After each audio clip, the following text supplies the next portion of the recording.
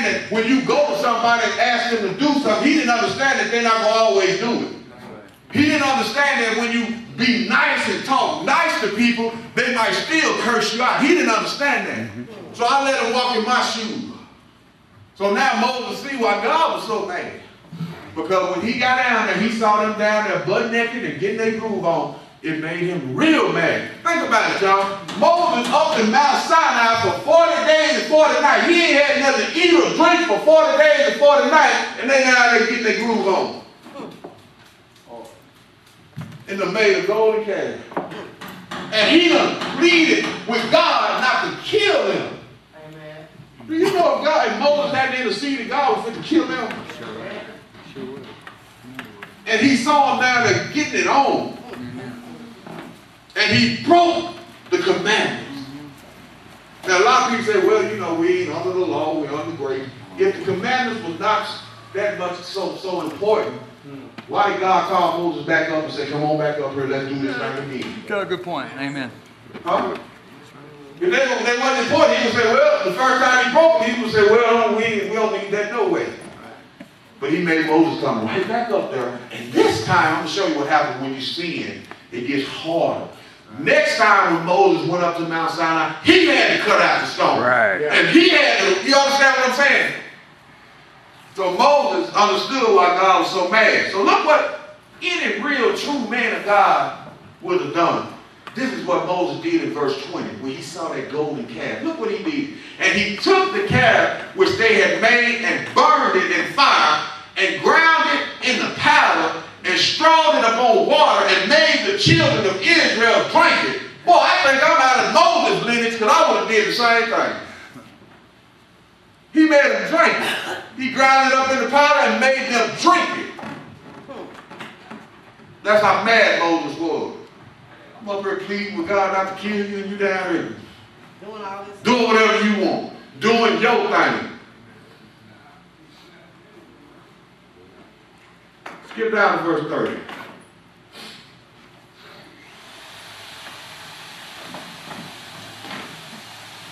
And it came to pass on the morrow that Moses said unto the people, you have sinned a great sin. Moses let them know you done messed up real bad.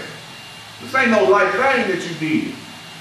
He said, you have sinned a great sin, and now I will go unto the Lord. Peradventure I shall make an atonement for your sin. I'm going to go plead to God for you. And Moses in verse 31 returned unto the Lord and said, oh, this people have sinned a great sin and have made them gods of gold. Yet now if you will forgive their sin and if not blot me, I pray you, out of your book which you have written. You know the book he's talking about? He's talking about the book of life. Moses said, Lord, forgive them. He said, but if you don't forgive them, then he said, blot me out of the book of life and let them live. Wait a minute. That's a good leader there. That's a leader that really loves his people. He's willing to die for them so that they can live. But the more Moses showed them kindness, the more they mistreated him, the more they talked evil of him, the more they complained and murmured. And here he is ready to give up his life for them. But look what God said. God said, don't work that way, Sister Shirley. Amen. I can't stand on the day of judgment for you. Look what God said in verse 33. And the Lord said unto Moses, whosoever has sinned against me, him will I blot out my book. Moses, I can't blot you out of the book because you haven't sinned. He said, I'll blot the one that did sin out of the book, so you can't stand in that place, Moses. He said, that's the one thing you can't do. I'm not going to charge Shirley for Roy's sins. The only person that was able to do that was Jesus. Let's keep reading. Verse 34. He said, therefore now go, lead the people unto the place of which I have spoken unto you. Behold, my angel shall go before you. Nevertheless, in the day when I will visit their sins upon them. And the Lord plagued the people because they had made the calf which Aaron had made. In other words, God still didn't let them get away. he plagued the people. He brought sickness on them. He didn't let them get away with it. Go to Numbers chapter 11.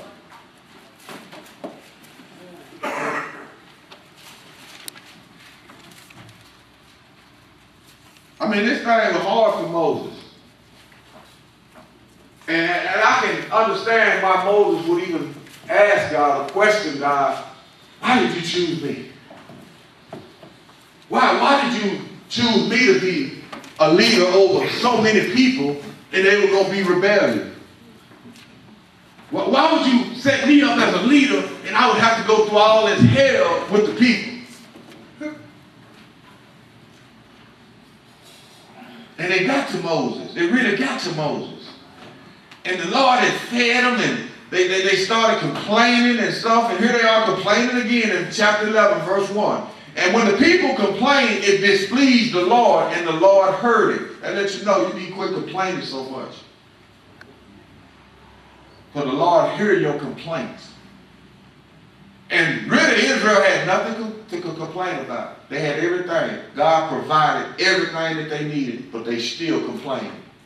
Well, it reminded me of a church on 2nd Avenue.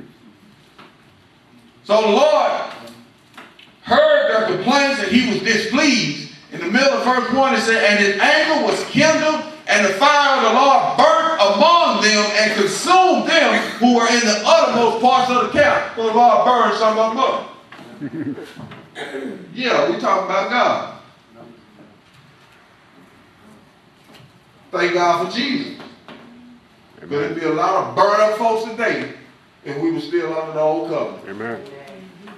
Because I can't tell you how much we complain on a day-to-day basis about little stuff.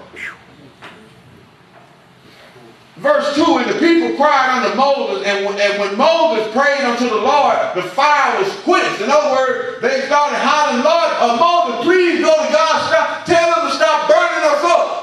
And when Moses went and prayed to God, the Bible said the fire quenched. God listened to Moses. Because Moses was a real, true man of God. And God only hears a true man of God. I can't plead on your behalf if I'm ungodly.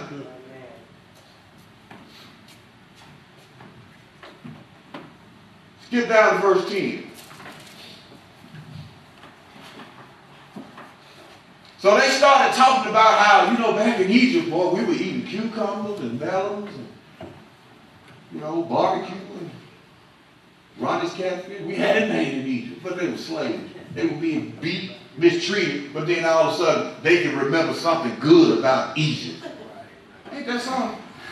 You can remember something good about your days of being on drugs. What's wrong with you? You can remember something good about being out there on the streets selling your body. You can remember those days and say, oh man, I wish I was still back there. What's wrong with you? So they started remembering the cucumbers, but they forgot about the beetles. That's right. And they were crying all through the camp. And verse 10 says, then Moses heard the people weep throughout their families, every man in the door of his tent. And the anger of the Lord was kindled greatly. Moses also was displeased. When Moses all of a sudden just go through a tent or a camp and he heard these people complaining about, well, I wish we were still in Egypt. That's like me saying, I wish I was still homeless. I wish God hadn't brought me out from off the streets. I wish I was still addicted to drugs. And God heard me say that. He got affected. The Bible says his anger was greatly kindled. I mean, he was overmad. Because God took the time and the love and the compassion to bring me out of darkness into the marvelous light, and I'm complaining about the light. And he was very mad. And look, even Moses got mad. And look what Moses said. Yeah. And Moses said unto the Lord, wherefore have you afflicted your servant? I feel the same way sometimes. Moses want to know, Lord, it seems like a great position to be director.